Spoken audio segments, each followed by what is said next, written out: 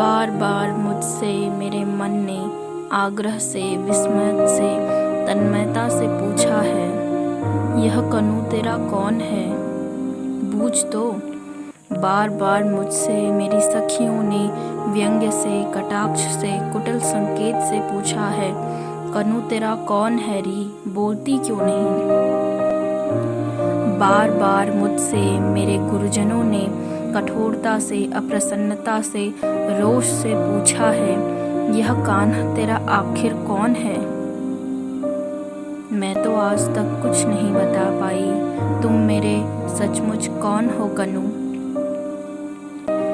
अक्सर जब तुमने माला गूंथने के लिए कटीले झाड़ों में चढ़ चढ़ कर मेरे लिए श्वेत रत्नारे करौंदे तोड़कर मेरे आंचल में डाल दिए हैं, तो मैंने अत्यंत सहज प्रीति से गर्दन झटकाकर वेणी झुलाते हुए कहा है, कनु ही मेरा एकमात्र अंतरंग सखा है। अक्सर जब तुमने दावाग्नि में सुलगती डालियों, टूटते वृक्षों, हहराती हुई लपटों और घुटते हुए धुएं के बीच निरुपाय, असहाय, बावली सी भटकती हुई मुझे साहसपूर्वक अपने दोनों हाथों में फूल की थाली सी सहेज कर उठा लिया और लपटें चीर कर बाहर ले आए, तो मैंने आदर, आभार और प्रगाढ़ स्नेह से भरे भरे स्वर में कहा है, कान्हा मेरा रक्षक है, मेरा बंधु है, सहोदर है। अक्सर जब तुमने वंशी बजाकर मुझे बुलाया है और मैं मोहित मृगी सी भागती चली आई हूँ और तुमने मुझे अपनी बाहों में कस लिया है, तो मैंने डूब कर कहा है, कनु मेरा लक्ष्य है, मेरा आराध्य, मेरा गंतव्य। पर जब तुमने दुष्टता से अक्सर सखी के सामने मुझे बुरी तरह छेड़ा है, तब मैंने खींच कर आंखों में आंसू भरकर शपथें खा खा कर सखी से कहा है, कान्हा मेरा कोई नहीं है, कोई नहीं है, मैं कसम खाकर कहती हूँ, मेरा कोई नहीं है।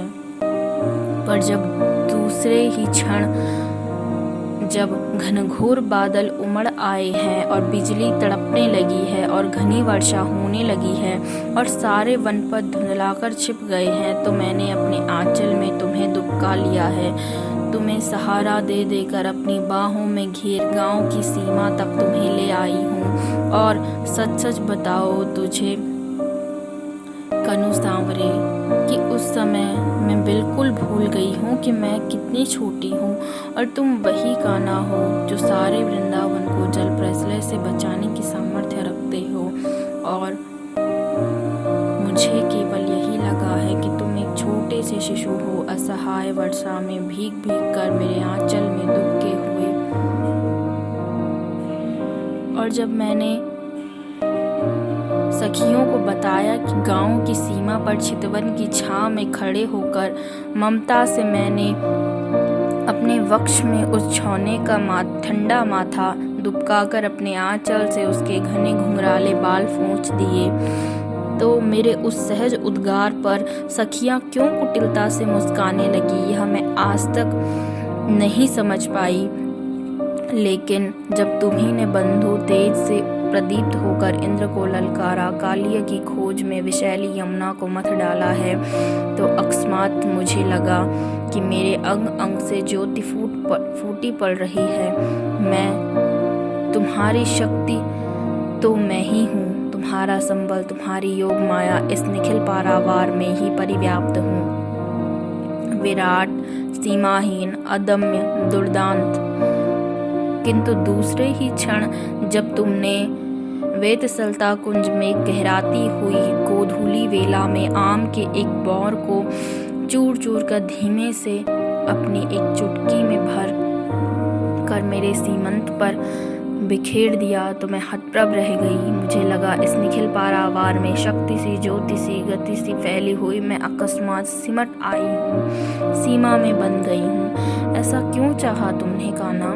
पर जब मुझे चेत हुआ तो मैंने पाया कि हाय सीमा कैसी, मैं तो वह हूँ जिसे दिग्वधु कहते हैं, काल वधु, समय और दिशाओं की सीमाहीन पगडंडियों पर अनंत काल से, अनंत दिशाओं से तुम्हारे साथ साथ चलती आ रही हूँ, चलती चली जाओगी। इस यात्रा का आदि न तो तुम्हें स्मरण है न मुझे, और अंत तो इस यात्रा का है ही नहीं मेरे सहयात्री। पर तुम इतने निठुर हो और इतने आतुर कि तुमने चाहा कि मैं इसी जन्म में, इस थोड़ी सी अवधि में जन्म जन्मांतर की समस्त यात्राएं फिर से दोहरा लूं, और इसीलिए संबंधों की इस घुमावदार पगडंडी पर क्षण क्षण पर तुम्हारे साथ मुझे इतने आकस्मिक मोड़ लेने पड़े हैं कि मैं भूल ही गई हूँ कि मैं अब कहाँ हूँ और तुम मेरे कौन हो। और इस निराधार भूमि पर चारों ओर से पूछे जाते प्रश्नों की बौछार से घबरा कर मैंने बार बार तुम्हें शब्दों के फूल पास में जकड़ना चाहा है। सखा, बंधु, आराध्य, शिशु, दिव्य, सहचर और अपने को ही नई व्याख्याएं देनी चाहिए हैं। सखी, साधिका, बांधवी, माँ, वधू, सहचरी, और मैं बार बार नए नए रूपों में उमड़ उमड़ कर तुम्हारे तट तक आई, और तुमने ही हर बार अथाह समुद्र की भांति मुझे धारण कर लिया, विलीन कर लिया।